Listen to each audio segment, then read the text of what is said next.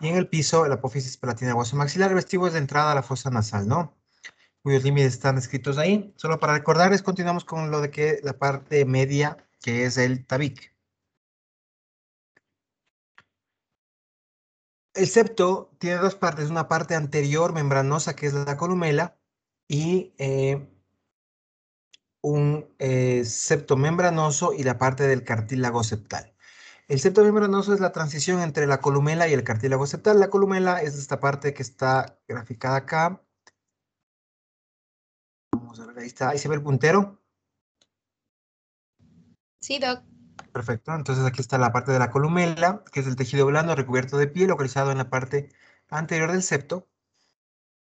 Y está en la parte intermedia de los cartílagos alares, dando la conformación estética a la base de la nariz. Y el septo membranoso, que es una conexión entre la columela y el septo cartilaginoso, que es una parte móvil, que es la parte precisamente por más anterior, más posterior del septo columelar, y que uno se lo puede atacar tranquilamente cuando presiona la parte de la columela nasal. Y la parte posterior es el cartílago septal, que es una de forma cuadrangular. Su unión anterior es con los cartílagos superiores nasales. Es justamente en esta parte de acá, los cartílagos superiores nasales. La parte posterior con la lámina perpendicular del etmoides, que es esta parte que se ve acá. En la parte postero superior, en la parte postero inferior está una unión con el hueso Böhmer. Y en la parte inferior está unida con la parte del maxilar, que es el piso de la bóveda nasal interna. Y en la parte posterior se está uniendo con el Böhmer. Entonces, en la parte anterior, con la unión de los dos huesos maxilares, que es la espina maxilar. Entonces, esas son las configuraciones de la parte interna de la nariz, formada por una parte cartilaginosa, una parte membranosa y una parte cartilaginosa. Describiendo ya las estructuras de la parte del tabique, tenemos la lámina perpendicular del etmoides, la lámina, el hueso Böhmer, el cartílago septal, y tenemos acá el Böhmer y la lámina perpendicular. Como vemos en este gráfico de acá, el Böhmer en la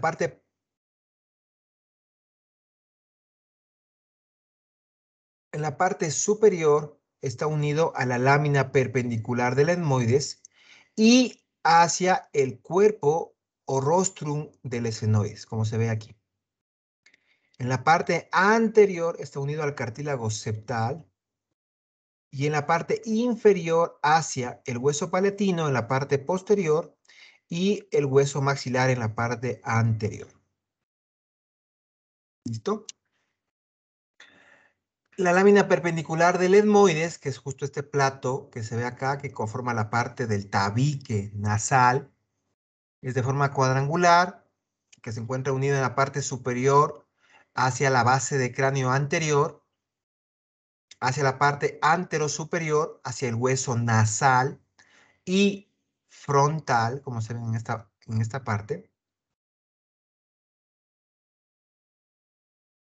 Pero también se une al cuerpo del esfenoides, en la parte posterior inferior hacia el hueso Böhmer y en la parte anterior inferior hacia el cartílago septal.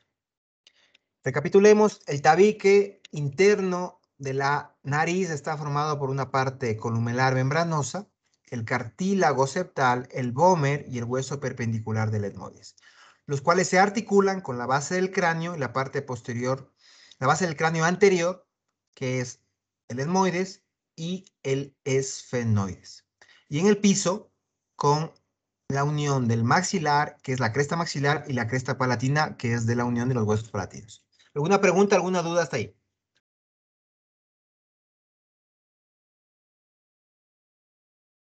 ¿Preguntas, dudas ahí? ¿Todo claro? Muy bien. Sí, Sí, Doc. sí, Aquí doctor, todo estamos claro. viendo el hueso etmoides. El hueso etmoides anatómicamente, que es el que estudiamos en anatomía, el cual está conformado por la lámina perpendicular, que es la parte medial y más larga del hueso, que corresponde a la parte supero, antero y postero inferior del tabique nasal, ¿ya? Por una parte.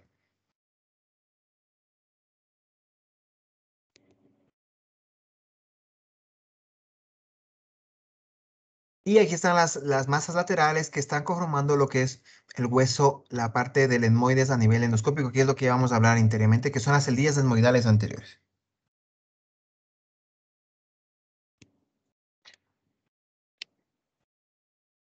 La nariz por dentro, vamos a poner este gráfico de acá, está en la pared lateral, está conformada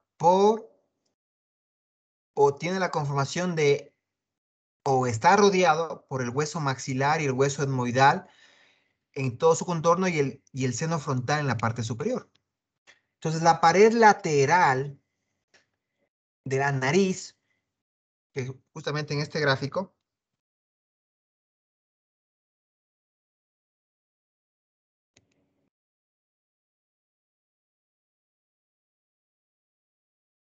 está formado por los cornetes o las masas laterales, que son los cornetes, que son estas estructuras que se ve aquí, dice IT, Inferior Turbinate. Y tenemos los meatos, que son los espacios aéreos localizados inferiormente a los cornetes. Entonces tenemos un meato inferior, un meato medio y un meato superior. Nuevamente, la pared lateral de la nariz nos encontramos ahí con los cornetes y los meatos, que son la entrada, que son la entrada, que son la entrada para la ventilación de las cavidades maxilares o etmoidales.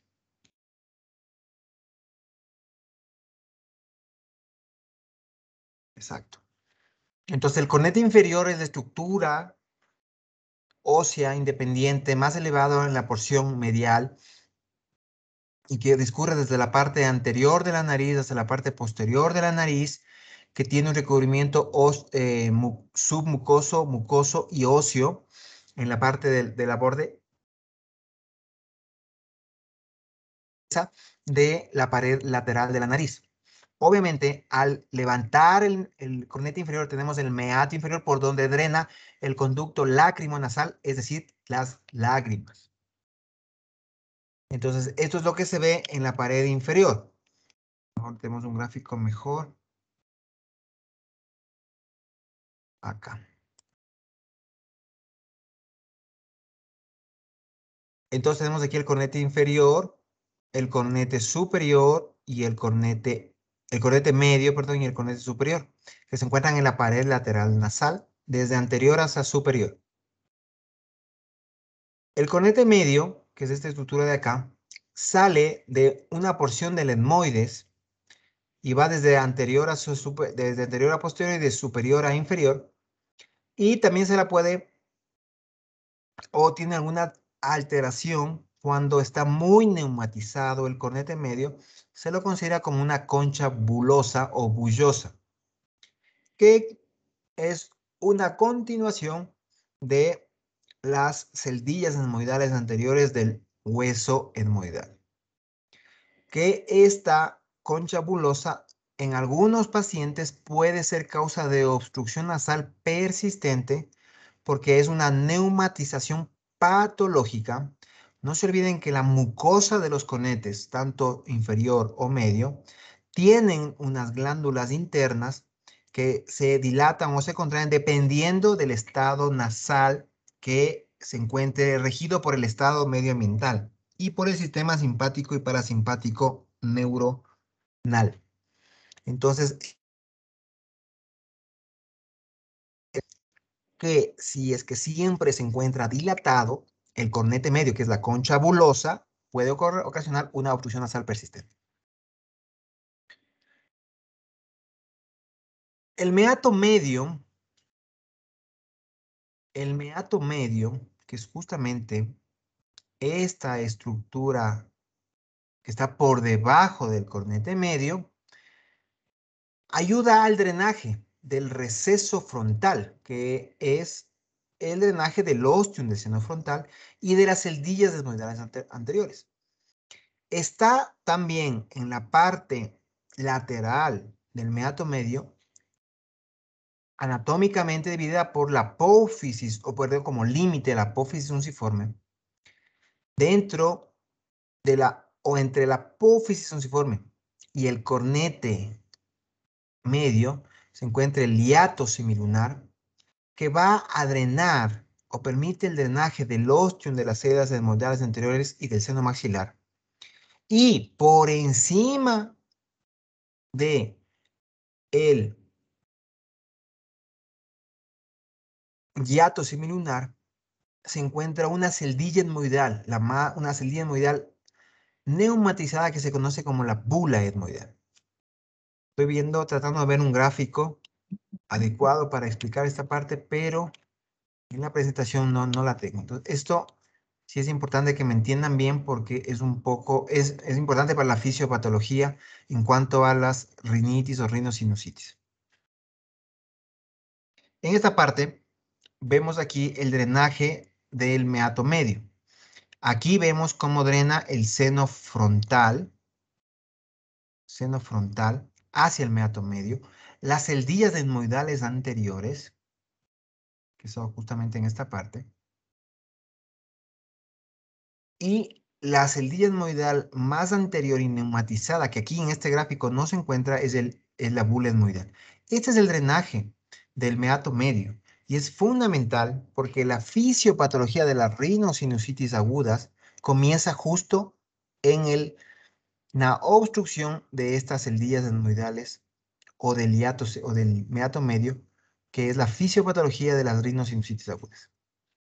Ahora tenemos también un cornete superior, que es la parte más posterior del seno etmoidal, de las celdillas etmoidales, que está obviamente osificado.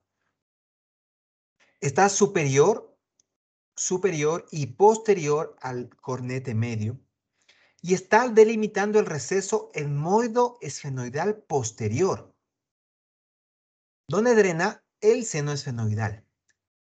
Este seno esfenoidal está drenado en el meato superior, que se encuentra entre el ostium de las células posteriores y el cornete medio y el cornete superior.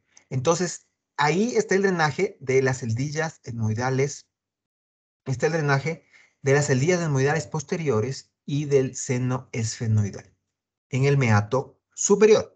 Es decir, en el meato inferior drena el conducto lacrimonasal.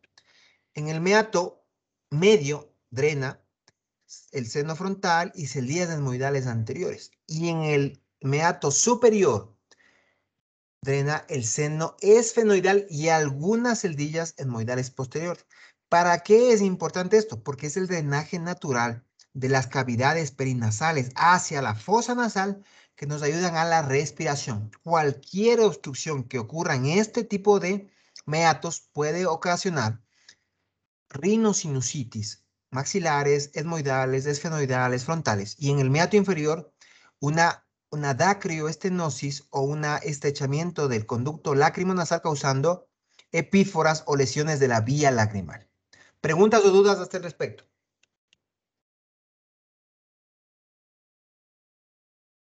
Doctor, tengo una consulta. En el caso de que presente o sea, anatómicamente pequeños los senos frontales, ¿qué podría ocurrir?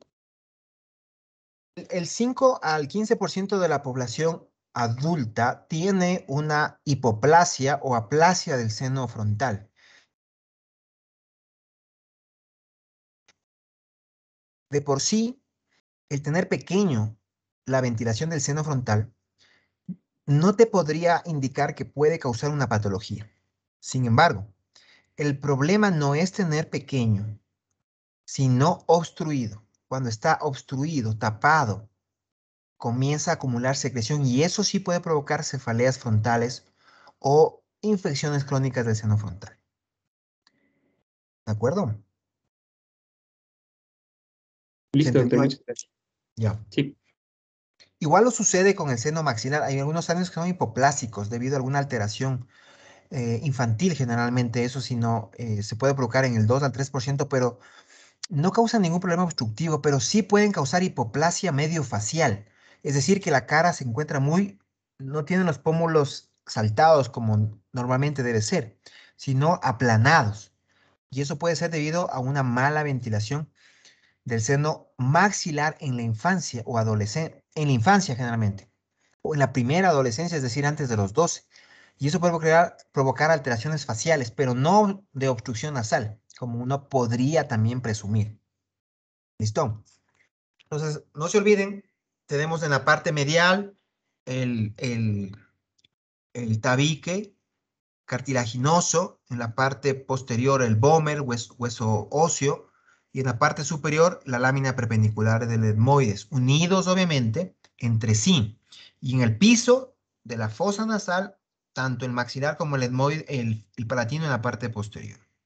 Eso es en la pared medial de la fosa nasal. En la pared lateral, que son todos los senos perinasales, tenemos los cornetes inferior, medio y superior que están drenando los senos maxilares, etmoidales, frontales y en la parte posterior el esfenoidal. ¿Listo? Eso es un resumen rapidito de la anatomía básica que tienen que conocer, ¿ya?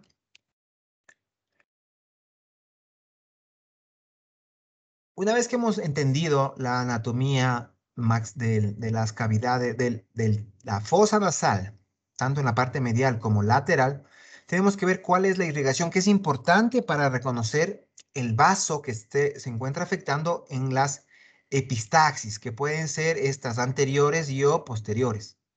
Entonces vamos a tener que ver cuáles son los vasos que están afectados para también poder saber qué tipo de tratamiento eh, se podría realizar en este tipo de pacientes. La irrigación de la nariz interna está dada por la carótida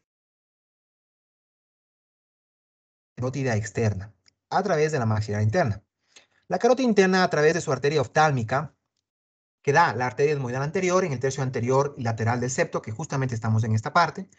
Miren aquí la arteria etmoidal anterior, que nace en la parte más superior del seno del septo, de la lámina perpendicular del etmoides y da irrigación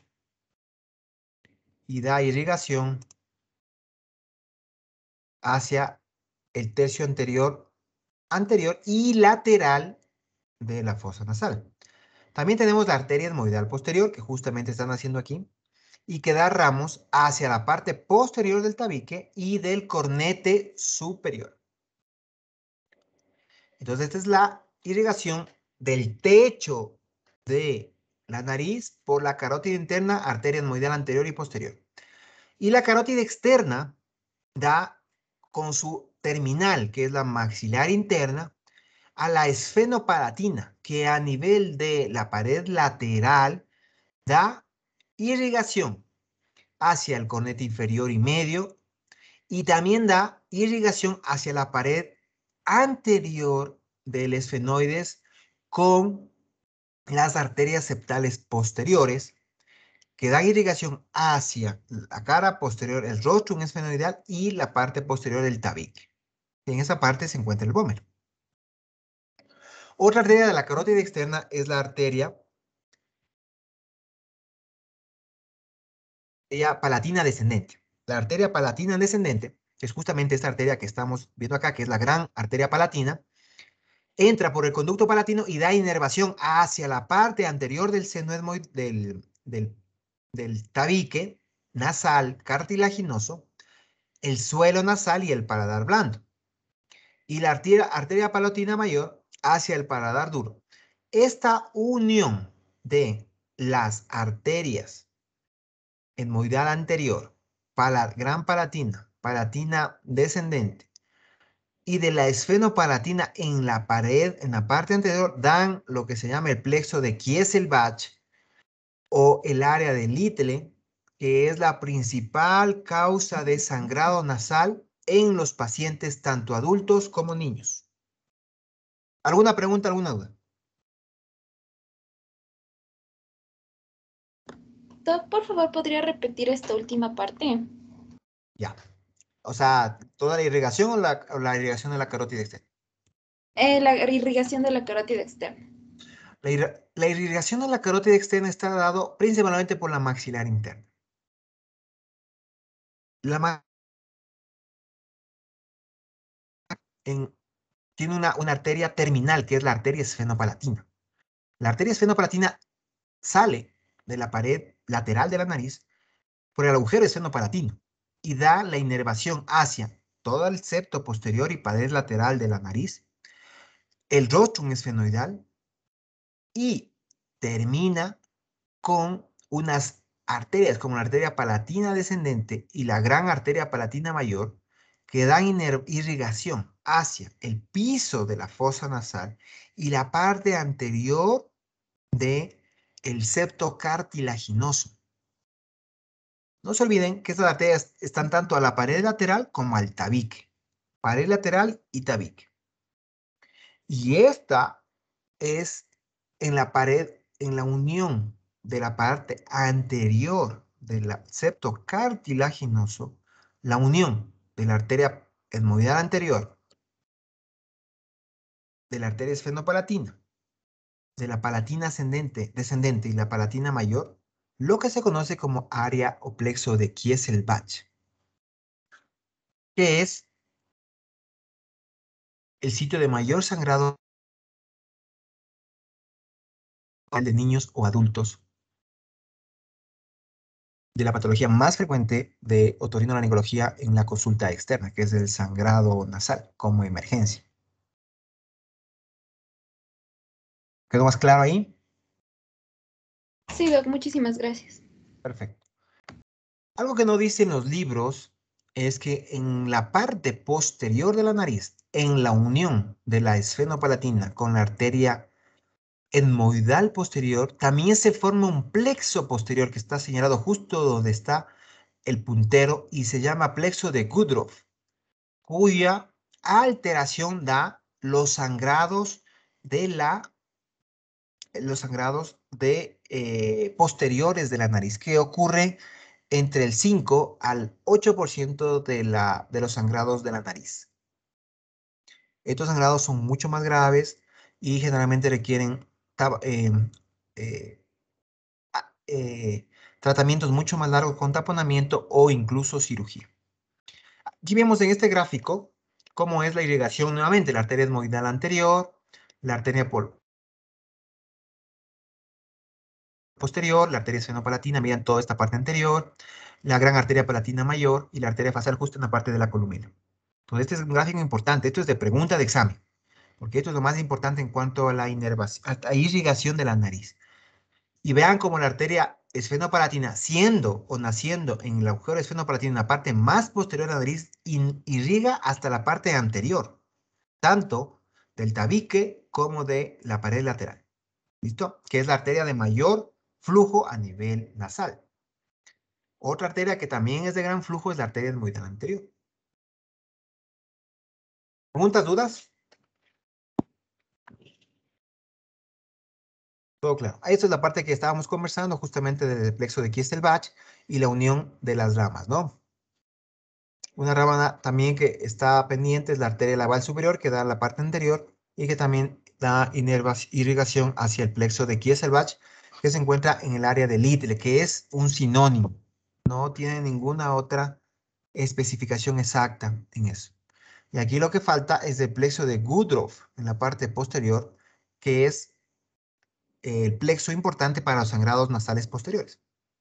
En cuanto al el drenaje venoso de la nariz. Este drenaje venoso de la nariz es importante por los abscesos que comentamos la clase pasada. Alguien me hizo la pregunta, doctor, en cuanto a los abscesos de la nariz, ¿qué puede pasar? El drenaje venoso puede subir exactamente hacia los senos cavernosos, el drenaje del seno longitudinal y puede causar los abscesos cerebrales por este drenaje venoso que vemos aquí claramente marcado, si se nota claramente. Igual el drenaje venoso está dado por la vena esfenopalatina, la vena etmoidal y el plexo nasal, que dan el drenaje venoso o de regreso hacia la parte de la nariz posterior y del cerebro. A nivel del drenaje linfático está dado por la parte anterior de la nariz, está dado o se va hacia los linfáticos de la piel, ganglios cervicales profundos y los plexos faringios que se encuentran a nivel de la parte retrofaringea, que es donde generalmente se inflaman los ganglios cuando hay infecciones nasales importantes. Y los ganglios cervicales profundos también, porque este drenaje linfático da su drenaje hacia la parte del drenaje cervical profundo a nivel de la parte submentoniana y submaxilar. ¿Listo? ¿Preguntas o dudas en esta parte venosa linfática y de los plexos? Muy bien. Otra de las características es la parte olfatoria. Además de la parte de respiración que hemos conversado, una de las funciones de la nariz es la parte de olfacción, es decir, el sentido del olfato, que nos ayuda concomitantemente con el sentido del gusto, a saborear todo tipo de alimentos. Y la parte sensitiva o sensorial, que está dada por el nervio trigémino, ganglios palatinos, que nos ayudan a la inervación de la nariz en cuanto a su sensibilidad. En la parte olfatoria, el epitelio olfatorio se encuentra adosado en la lámina cribosa del etmoides, tanto lado derecho como lado izquierdo, el cual no se olviden está dividido por la apófisis crista galli, y ahí está todo el manto del epitelio olfatorio que pasa la lámina cribosa y forma en la parte anterior de la lámina cribosa el bulbo olfatorio, de donde salen los filamentos hacia la parte superior, anterosuperior de la nariz, donde se encuentra toda la sensibilidad o las neuronas para el nervio olfatorio. ¿Listo?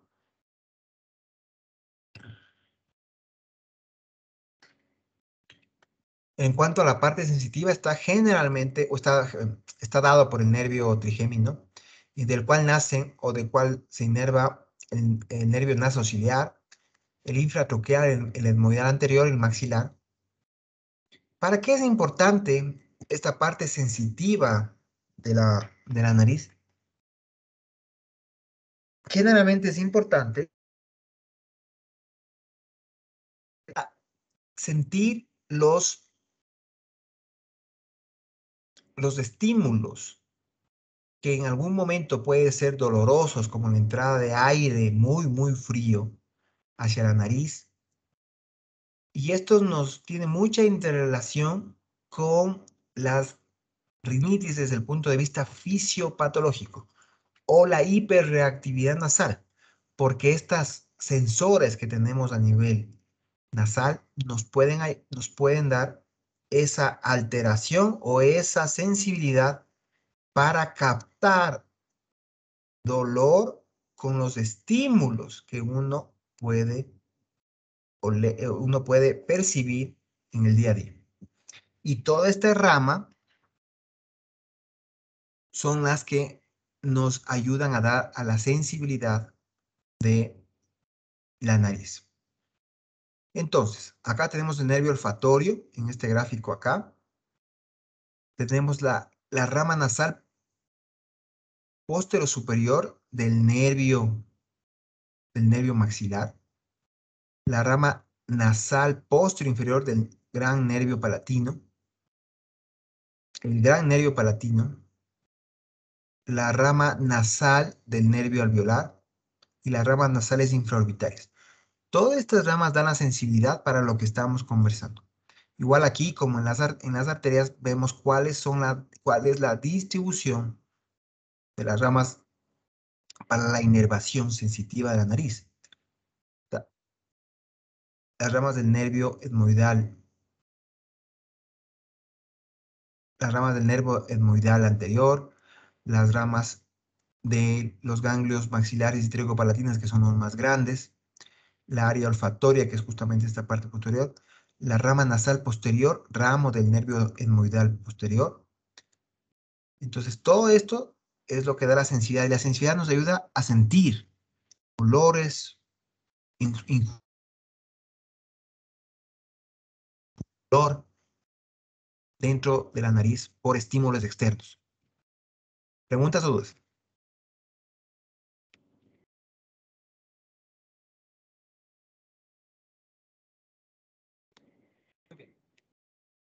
Ahora, vamos a hablar sobre la pared lateral nasal propiamente dicha, con sus senos paranasales. El desarrollo anatómico de los senos es bastante importante. El seno maxilar es el primero en desarrollarse, se desarrolla hasta el 70, hasta el día 70 de gestación y va creciendo progresivamente durante la vida. Acá tenemos el cornete inferior, este es el cornete medio, y vea cómo se va neumatizando y creciendo hasta los 12 años y la edad adulta, como va teniendo contorno y forma. El seno maxilar, cuando el niño nace, es de este tamaño, del gráfico amarillo, es decir, un seno totalmente rudimentario, que se forma hasta el día 70. Posterior al nacimiento comienza a formarse y tener el tamaño al segundo o tercer año de vida, como es el gráfico azul. El seno etmoidal es el primero que está neumatizado en el recién nacido. Es el primer seno que está neumatizado en el recién nacido. El seno maxilar es el primero en formarse, pero no está neumatizado, que es como se ve aquí en el gráfico. El seno frontal proviene de una celdilla etmoidal anterior que se desarrolla entre las dos tablas del frontal. El tamaño definitivo de este seno frontal alcanza su madurez a los 20 años de edad. El seno etmoidal se encuentra desarrollado de los centros de osículos de Bertin y los centros basi-preesfenoidales y se encuentra visible radiológicamente a partir de los 4 años. Y aquí vemos cómo se va formando desde el recién nacido hasta la edad adulta. Importante porque obviamente tenemos un seno que tiene una buena conformación. Y el seno frontal, conjuntamente con el seno etmoidal, son los últimos. Y el último, el frontal. ¿Preguntas, dudas? Doc, tengo una pregunta. ¿En qué momento se utiliza la cirugía para el drenaje de los senos, yo qué sé, frontales, maxilares, en el caso de sinusitis? Cuando la patología obstructiva en los infantes es severa desde el año o 2 años de edad, y el tratamiento médico máximo, que así se llama la terapia entre corticoide nasal, antibiótico, antihistamínicos, lavados nasales, no previene las infecciones a repetición ni el mal estado de calidad de vida del paciente, se puede optar por una cirugía de drenaje de los senos a partir de los 5 o 6 años de edad. ¿En cuál? En el seno maxilar y etmoidal. Porque el seno frontal y el seno esfenoidal todavía no están desarrollados al 100%. ¿Ya? Es decir, que un niño de 5 o 6 años puede requerir algún trabajo en el drenaje del seno, sí. Pero, ¿qué seno? Seno maxilar. Preponderantemente. El seno etmoidal también se puede drenar por complicaciones que puedan tener ese, como abscesos. No te olvides que el primer seno que está neumatizado y que puede dar sinusitis es el seno etmoidal. Y es el seno etmoidal el que puede tranquilamente una sinusitis etmoidal importante con una infección ocular, que es la complicación, una celulitis, un absceso periocular, y ese es el primer seno que se tendrá que drenar al año, a los 9 meses, al año y medio, en cuanto a complicaciones. Entonces, los senos se drenan cuando ya están formados. El seno que más pequeño uno puede drenar es el seno etmoidal. Y si tenemos una enfermedad crónica, el seno maxilar es el que se puede drenar a partir de los 5 años o 6 años con dilataciones no grandes, sino mínimamente invasivas para drenar la pus o la secreción, conjuntamente con arreglos de la pared medial de la fosa nasal, que sería el tabique. ¿De acuerdo? ¿Está claro? Listo, Doc, muchas gracias. Sí, Sí está claro. Entonces, si yo hablo, digo, tengo una sinusitis de un niño de 1 año, ¿de dónde estoy hablando que es la sinusitis? ¿De qué seno? Maxilar. el maxilar. ¿De qué? Si digo, tengo un niño con 1 año de edad y tengo una sinusitis, ¿de qué seno está, de qué seno tiene la sinusitis? Vanessa, Del etmoidal. del etmoidal. Acá está el primer seno que se neumatiza. Entonces, el único que puedes tener una infección sinusal al año de edad es el seno etmoidal, porque solo los senos neumatizados se infectan. ¿De acuerdo? Entonces, el primer seno es el etmoidal. Segundo, el seno maxilar. Si hablo de un niño de 4 o 5 años, ya es diferente. Entonces, ahí sí uno tendría que decir entre el etmoidal y el maxilar. Más frecuente de infección siempre va a ser el seno etmoidal, pero porque es el primero que se neumatiza y está siempre neumatizado. El seno etmoidal anterior. El seno etmoidal posterior sí se neumatiza a partir de los 5 años, pero el seno etmoidal anterior es el que se neumatiza primero. Igual el esbozo del seno maxilar. Cuando nace el niño, tiene un esbozo, no tiene un seno maxilar neumatizado. Y a partir de los 12 años de donde se neumatiza completamente. ¿Listo? Igual sucede con el seno esfenoidal, como se ve en esta gráfica de acá. ¿Listo? Esfenoidal a los 5 años, muy chiquitito.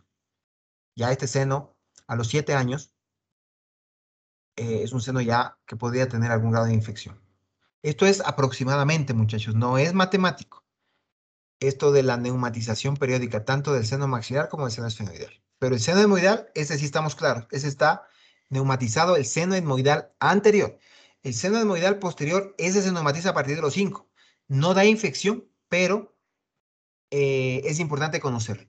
El seno etmoidal anterior es el que da la infección y la complicación en los niños pequeñitos. Niños, ¿quién va a haber escuchado niños de 1 año y medio, con abscesos oculares por una sinusitis etmoidal? No hay otro tipo de sinusitis a esa edad. Aguda, complicada. ¿De acuerdo? Muy bien. El seno maxilar, el que vemos acá, es una cavidad excavada en el interior del hueso maxilar. Forma de una pirámide vértice lateral y base medial. Vértice lateral y base medial. Aquí, acá. Vértice lateral y base medial. Cara, en la parte, este tiene una cara superior, que es el techo de una cara posterolateral, que es el límite de la fosa pterigo-maxilar e infratemporal. Una cara anterior o yugal, que es el límite de toda la parte de la parte mucosa de los carrillos dentales. Y la base del seno maxilar, que es el techo del paladar. La base del seno maxilar.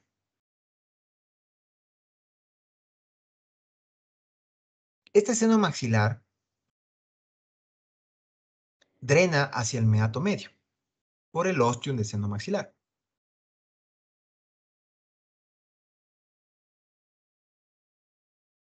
También tenemos unas fontanelas, no aptas para el drenaje adecuado de la secreción del seno maxilar, más bien desde un punto de vista anatómico y didáctico, que son los puntos de unión y fijación del seno maxilar. Pero el único punto donde drena el seno maxilar es el ostium del seno maxilar. Todo lo demás de las fontanelas que vemos aquí no son prácticas para drenaje, solo desde un punto de vista didáctico.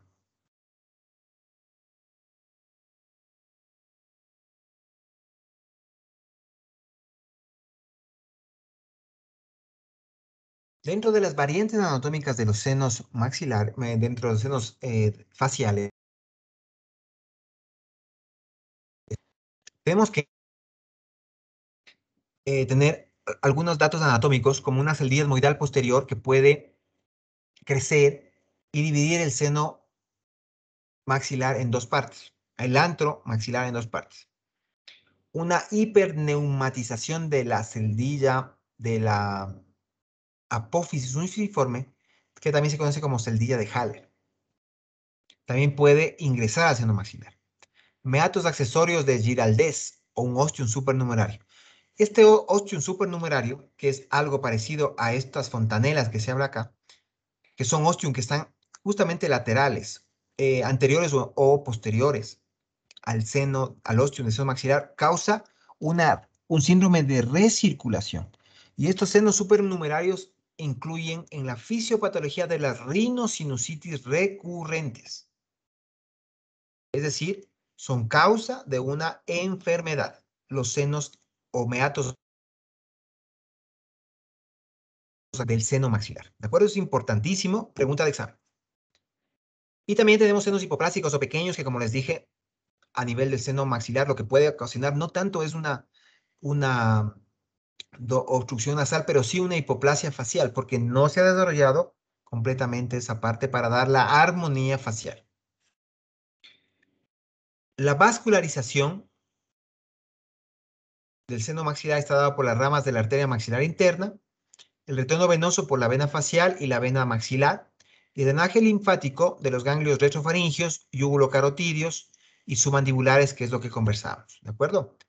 Inervación procede de la segunda división del trigémino, ramos del nervio alveolar superior, el nervio palatino anterior y el nervio infraorbitario, que da ramos del nervio alveolar, nervio palatino y nervio infraorbitario. La inervación de la segunda división del trigémino, vascularización de la arteria maxilar interna. El drenaje linfático es importante porque aquí se hallan bastantes tumores y podemos dar ganglios a nivel retrofaringio, yúgulo carotídeo y submandibulares. Y las variantes anatómicas, siendo la más importante de estas variantes anatómicas, la celdilla de Haller, es importante para la cirugía, no para la respiración, pero sí para la cirugía, y estos meatos accesorios de Giraldez que pueden ocasionar infecciones recurrentes, que es la fisiopatología, que es una de las causas de las rinosinusitis agudas recurrentes. ¿Alguna pregunta, alguna duda?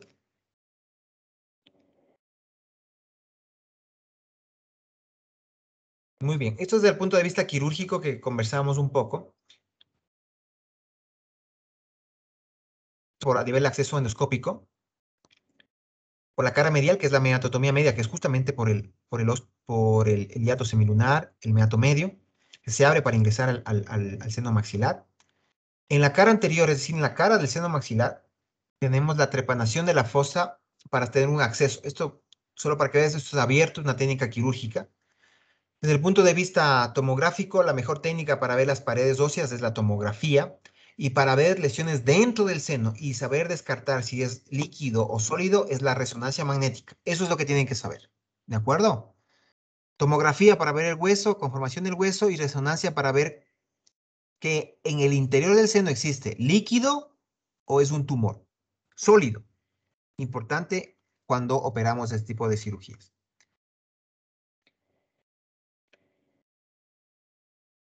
Seno etmoidal. Es decir, hablamos toda la anatomía básica del seno maxilar, tanto desde el punto de vista de sus caras, conformaciones, irrigación, inervación, quirúrgico cómo se puede abordar y desde el punto de vista tomográfico qué exámenes se tienen que pedir. Lo mismo en el seno etmoidal. El seno etmoidal también se lo conoce como el laberinto etmoidal y tenemos dos porciones, una porción anterior y una porción posterior. El laberinto etmoidal tiene forma de un paralelepípedo rectangular irregular, como se ve en este gráfico de acá. Mucho más grande y ancho en la parte posterior, que se une hacia el seno esfenoidal. Está conformando la parte de la masa lateral del etmoides, que está unido en la parte superior a la lámina cribosa. Dividida en muchas celdillas separadas entre sí por raíces que nos dan la división del cornete medio y del cornete superior y una estructura media y posterior que se llama la mela basal divide al seno etmoidal en seno etmoidal anterior, más estrecho, un poco más pequeño, del seno etmoidal posterior que es mucho más ancho y más profundo que llega hacia el seno esfenoidal. Y aquí vemos la estructura de estas tres celdillas, tanto de la parte etmoidal anterior como de la parte etmoidal posterior. Tres sistemas de celdillas. Anterior es la bula etmoidal. Adelante de la bula etmoidal tenemos una estructura, una celdilla supernumeraria, muy ventilada, que es el Lager-Nasse, que ayuda para encontrar el punto de drenaje del seno frontal. Entonces es un punto anatómico. El sistema prebular de la unciforme, que son las celdillas unciformes, es decir, por delante de la bula, y el sistema retrobular, no es prebular, es el sistema retrobular, que son las celdillas meáticas, y dan el drenaje del sistema anterior del seno etmoidal. A ver, acá estamos, a ver, acá hay una cuestión, sí, aquí es prebular y esto es suprabular y prebular. Todo a nivel de la gran celdilla etmoidal anterior o bula etmoidal. En la parte posterior tenemos la celdilla posterior, anterior, media, y la celdilla posterior, mucho posterior, o celdilla de Onodi, que no se encuentra en todos los pacientes, más bien solo en un 20 a 40% de los pacientes, en cuyo caso, desde el punto de vista quirúrgico, se tiene que tener mucha precaución porque en esta celdilla de Onodi puede estar pasando el nervio oftálmico, el nervio óptico, perdón, el segundo par craneal, que tenemos que tener muy presente porque este nervio en la parte más posterior de la nariz ingresa al receso carotidio cavernoso, ingresando hacia el cerebro, que es muy importante para esto. Entonces, ¿qué tienen que saber? Que el seno etmoidal es un paralelepípedo rectangular dividido en la parte media por la lamela basal y divide en dos segmentos, un segmento anterior y un segmento posterior, y tenemos tres sistemas de celdillas etmoidales, bulares, prebulares y suprabulares. En la parte posterior, una celdilla anterior, media y posterior, o la celdilla de Onodi, que es importante porque puede estar ahí discurriendo el nervio óptico.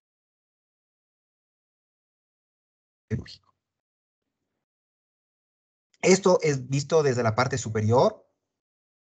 Tenemos el etmoides anterior y el etmoides posterior. Y aquí está la cavidad nasal. Anterior, posterior, veamos este gráfico. Anterior, posterior, lateral y medial. Y aquí está dividiendo lo que es la bula etmoidal. La bula es la que divide en las celdillas prebulares, retrobulares y suprabulares. Y la raíz tabicante del cornete medio, que es la lamela basal, que divide en etmoides anterior del etmoides posterior y da la división de celdilla posterior anterior, media y posterior o celdilla de Onodi. hasta llegar al seno etmoidal. Esto es una vista superior, dividido ahí desde un punto de vista diagramático. Las variantes anatómicas del seno etmoidal, podemos tener una celdilla posterior que puede abrirse al cornete medio y construir así una concha bulosa, que es lo que hablábamos, una parte patológica. Una celdilla etmoidal puede abrirse hacia el piso orbitario, y es la celdilla de Haller, denominada también una celdilla etmoidal infraorbitaria, que puede ser muy peligrosa en una cirugía si no la detectamos adecuadamente, porque puede herniarse la parte de la grasa infraocular.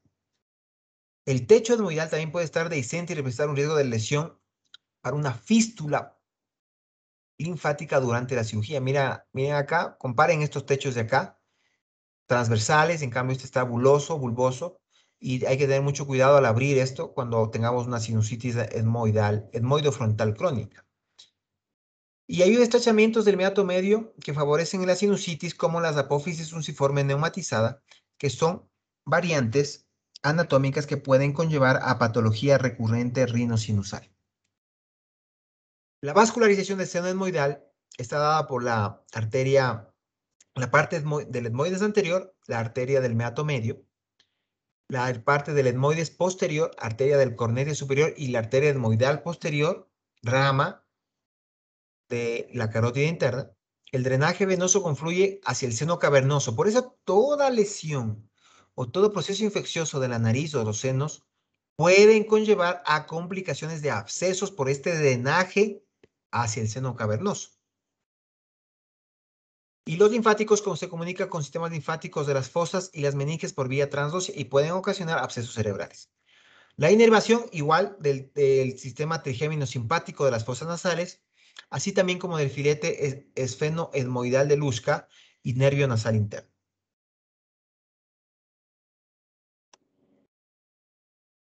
¿Preguntas, dudas?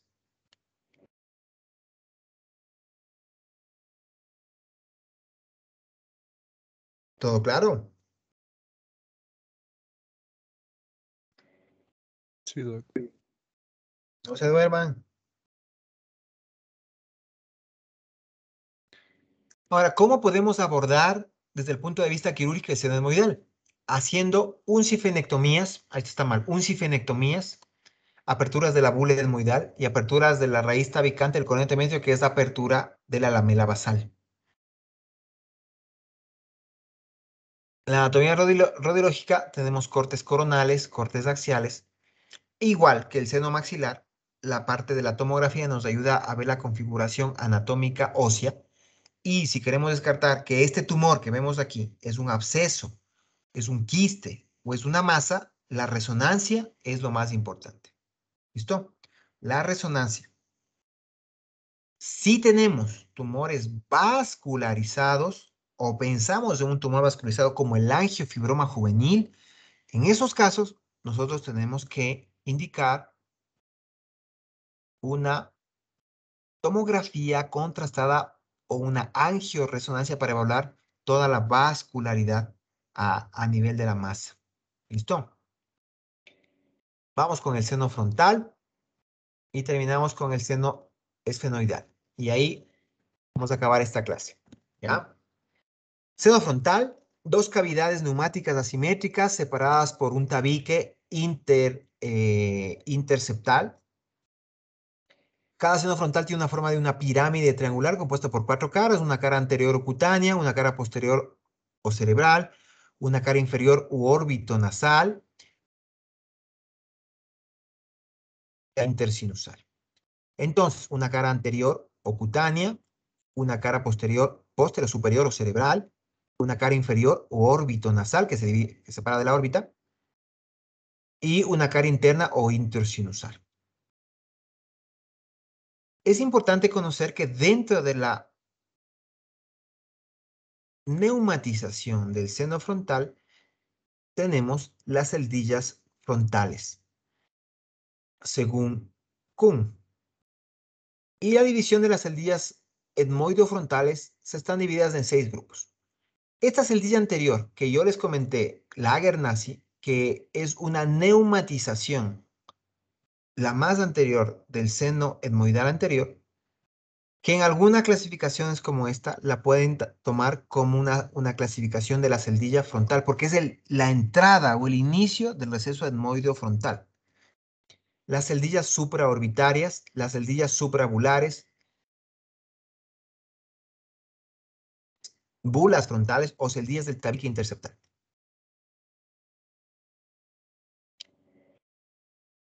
Acá tenemos la celdilla etmoidal anterior o la celdilla,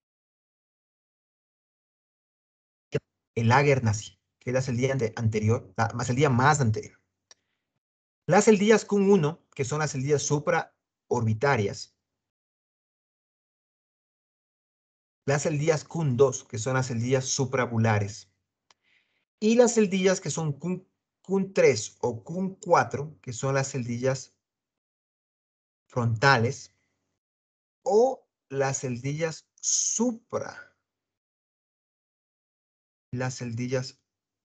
suprafrontales,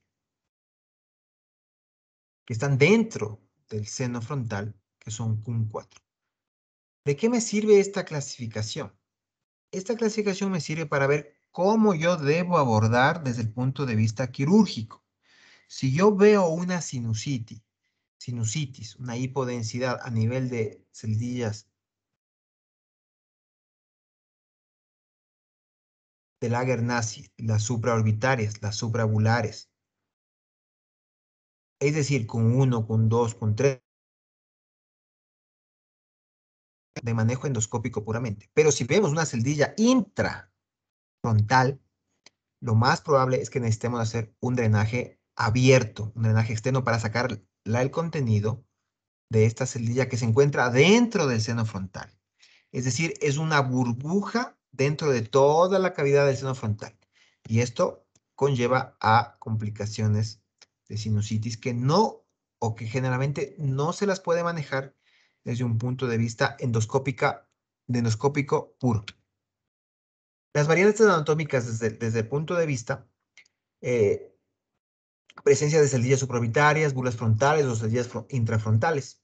La vascularización está dada por la arteria etmoidal anterior y las arterias del meato medio. El drenaje venoso se corresponde con venas que atraviesan las paredes óseas del seno para unirse por delante con las venas subcutáneas y por detrás con las venas intracraneales. El drenaje linfático se realiza por una red poco densa en el sistema de red linfática de las fosas nasales y de las meninges. Todo que se ve en esta parte superior tiene relación con la parte externa de la piel y la parte cerebral a nivel del lóbulo frontal. La inervación está dada por el sistema trigémino simpático de las fosas nasales y nervio oftálmico de Willis a través de sus ramos frontales interno y externo, así como el nasal interno. Que esto es lo que cuando se irritan causan cefaleas, muy de causa obviamente rinógena, pero muy intensas a nivel frontoetmoidal anterior.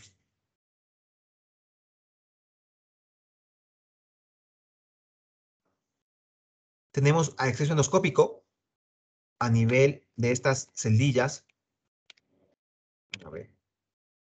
A nivel de estas celdillas o a nivel del seno frontal.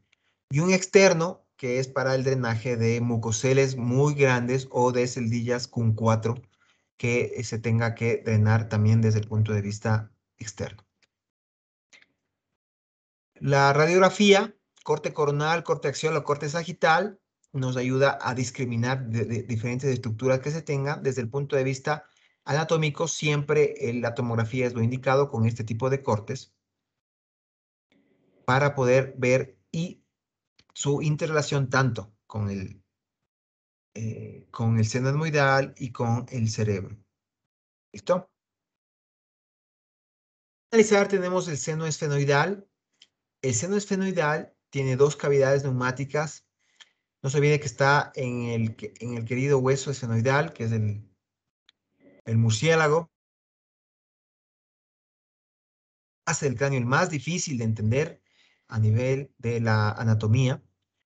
Pero desde el punto de vista del seno esfenoidal, tiene o está conformado por dos cavidades asimétricas situadas en el centro del macizo facial y se desarrollan dentro del hueso esfenoides.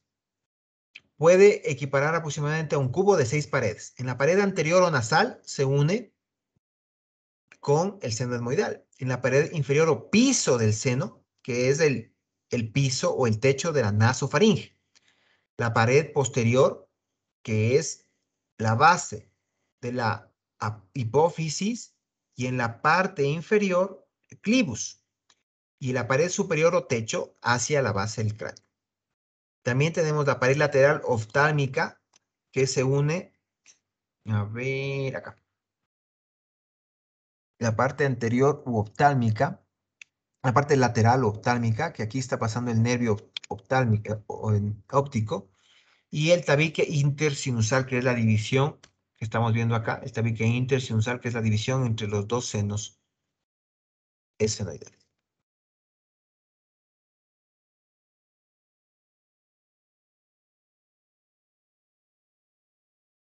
¿Cuáles son las variantes anatómicas de este seno esfenoidal? Neumatización del ala menor del esfenoides, apófisis clínicas anteriores, apófisis pterigoides, la apófisis orbitaria del palatino y la apófisis basilar. Puede tener aquí en la parte posterolateral del seno esfenoidal, está pasando el receso carotidio. Y puede estar dehiscente o procidente, como en estos casos, que es muy importante para el abordaje del seno esfenoidal, tanto para sinusitis, tumores o abordaje de base de cráneo como hipófisis o clivus. Y también puede estar dehiscente el techo del seno esfenoidal con formación de meningocele o fístulas que pueden estar a ese nivel. La vascularización procede de dos sistemas, del sistema carótido externo, a través de la arteria del conducto pterigoideo y la arteria pterigopalatina, y el sistema carotido interno a través de la arteria etmoidal posterior, que es lo que ya habíamos conversado. Las venas que drenan el seno llegan a la fosa pterigomaxilar y se anastomosan con las venas maxilares, y los linfáticos van hacia los linfáticos retrofaringios. La inervación está dada, como todos, del sistema trigémino simpático y el nervio etmoidal posterior. La anatomía endoscópica, aquí vemos una en vivo, aquí estamos viendo el ostium del seno maxilar, el ostium del seno esfenoidal. El 1 es el cornete superior, el 2 es el tabique nasal y el 3 es el ostium del seno esfenoidal y en la parte inferior la coana.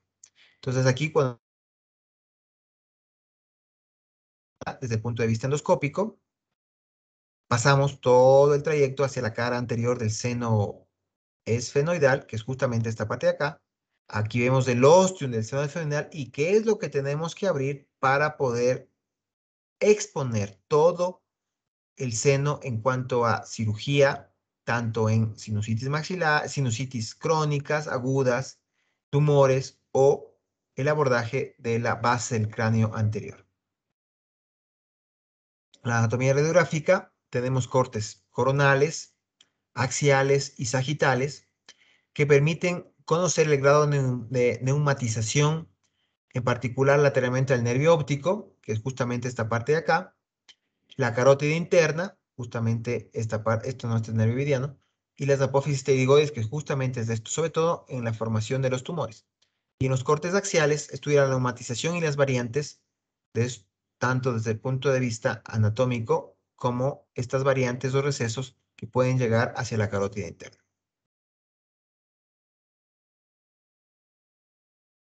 Eso sería. ¿Alguna pregunta, alguna duda?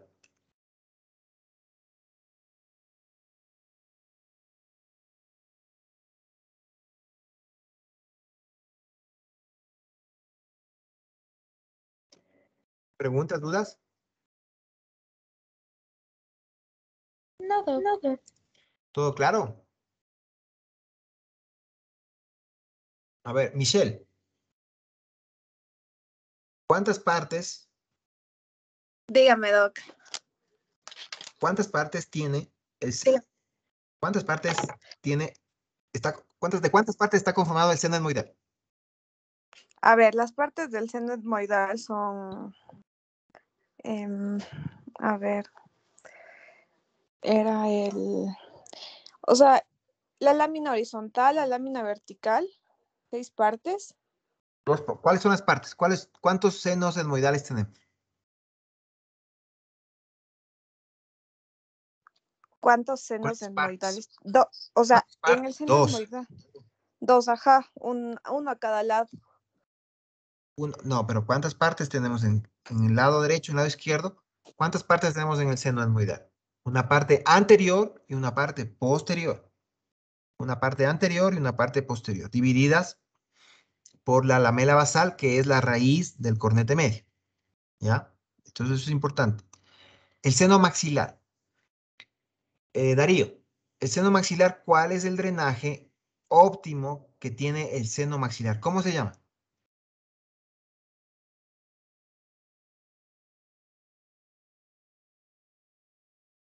Darío. Sí, Darío, Doc. ¿cuál es el drenaje óptimo del seno maxilar? ¿Cómo se llama? Mm, no me recuerdo bien, Doc. Disculpe. No, es el ostium del seno maxilar. El ostium del seno maxilar. Vanessa, Dígame, doc. ¿cómo se llama el plexo posterior nasal y Doctor, no le... plexo arterial plexo arterial posterior? ¿Cómo Doctor, se no le... llama? ¿Y qué arterias? El plexo arterial posterior de la nariz. ¿Cómo se llama? ¿Y qué arterias la conforman? El Kudrow. ¿Ya? ¿Y qué arterias la conforman?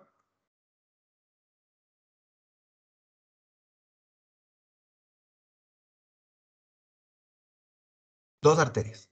Arteria esfeno, La etmoidal posterior y esfeno, arteria esmolar esfenopalatina. esfenopalatina. Plexo de Woodruff, con doble B, Woodruff. ¿Ya? Plexo de Woodruff.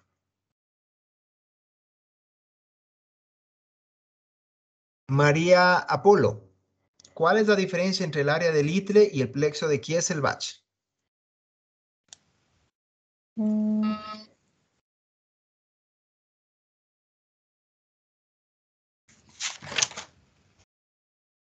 ¿Cuál es la diferencia entre el área de Woodruff, el área de Litre y plexo de Kieselbach?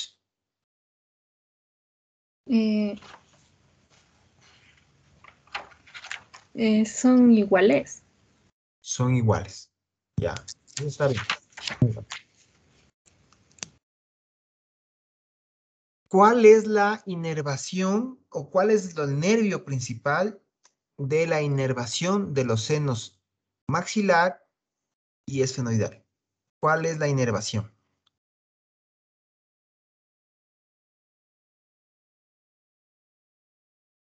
César.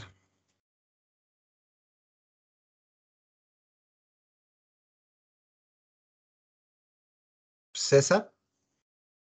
Sí, Doc. El trigemino. El trigémino. Muy bien. El trigémino. Luis Felipe. Luis Felipe. Sí, Doc. ¿Cuál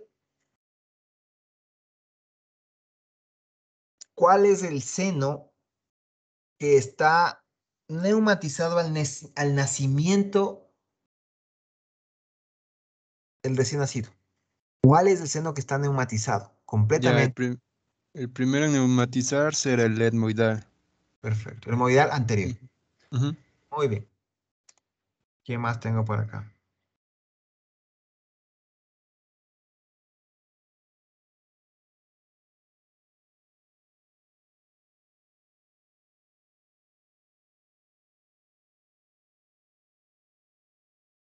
A ver. Wendy, vino Wendy hoy día.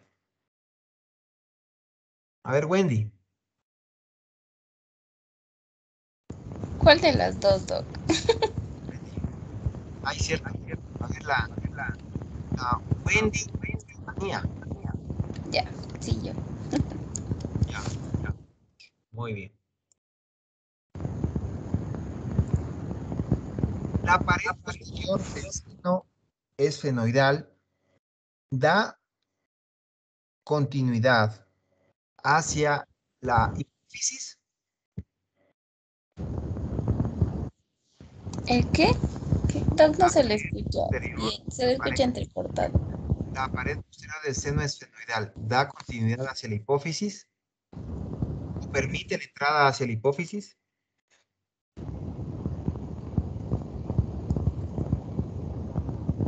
Chuta, ¿cuál de?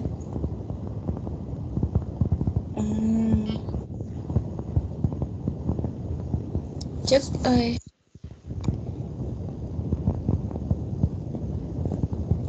o sea, Doc, pero ahí, o sea, de lo que nos decía, hablaba de varios tipos de La pared, apófisis. Ajá. la pared posterior del seno esfenoidal da continuidad a la hipófisis. Bueno, la hipófisis, no. No, creo que no, Doc.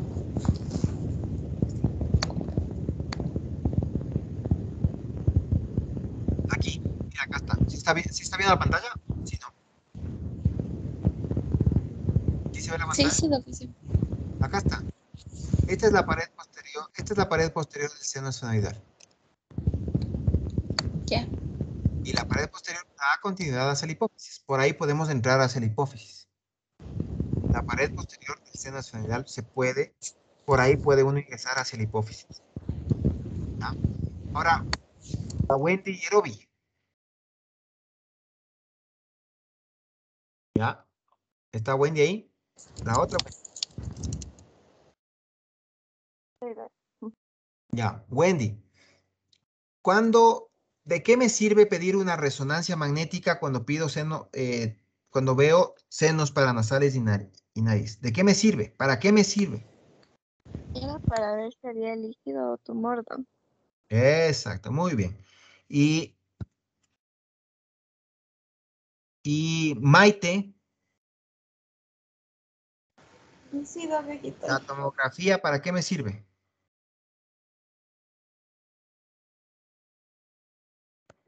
La tomografía es principalmente para ver hueso. La estructura ósea, eso es lo más importante. ¿Listo? Muy bien.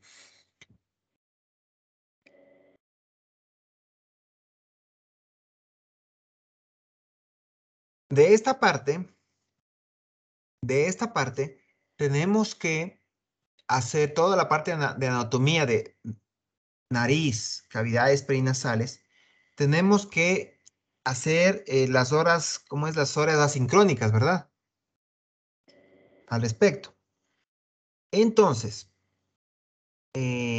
vamos a dividirnos.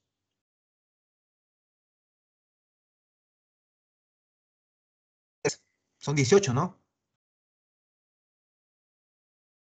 Sí. Sí, doctor, somos Sí. 18. Y vamos a hablar vamos a hacer quiero que me hagan una revisión de extensión ya les voy a mandar los temas exactamente, pero, por ejemplo, en nariz, la utilidad de saber la anatomía en la rinoplastia, es decir, especificar cuáles son las estructuras óseas de la nariz en rinoplastia en cuanto a los cartílagos, o sea, hacer una profundización del tema de cartílagos alares, cartílago triangular, huesos y todo eso. En nariz, igual. Entonces, vamos a hacer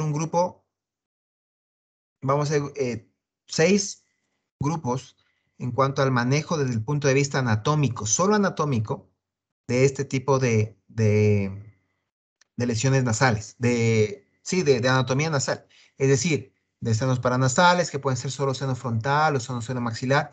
Ya les voy a dar los temas para que vayan profundizando y me presenten un esquema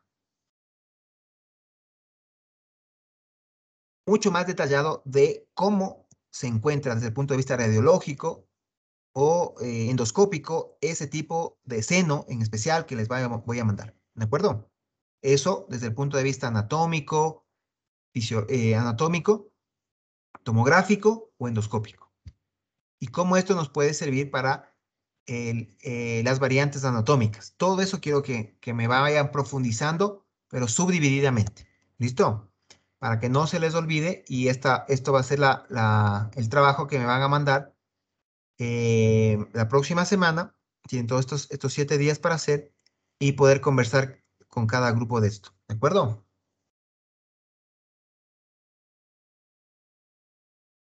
Muy bien. Ya le voy a mandar a Vanessa cuáles son los subtemas y después se dividen y ahí vamos viendo. ¿Listo? Doc, sí, Mande. sí me escucha. Sí, lo escucho. ¿Qué tal, Doc? Verá, me llamo Juan. Tenía una preguntita, verá. Verá, yo soy el siguiente grupo. Quería saber si tal vez nos puede mandar ya los artículos para hacer la presentación. Ya sí. Aquí vamos, a ver, déjame ver. Tenemos la charla de fisiología. De fisiología respiratoria. Y sí, ya les voy a mandar. ¿Verdad? ¿O fractura nasal? Tenía entendido que era epistaxis el segundo tema, pero... Ya. Entonces comenzamos con epistaxis. Ya les mando en el transcurso de mañana o pasado ya el tema de epistaxis para que comiencen a hacer la presentación. ¿Listo? Listo, una cosita más, Doc. No sé, o sea, nos dice que este trabajo que acaba de mandar es para la siguiente semana. Quería preguntarle si es que tal vez nos puede dar un poquito más de plazo, porque justo como ahorita estamos entrando en este tema de las rotaciones, estamos con los horarios hecho un desmadre, entonces no sé si es que habría esa posibilidad con usted, de que nos dé un poquito más de tiempo. Que les dé más tiempo.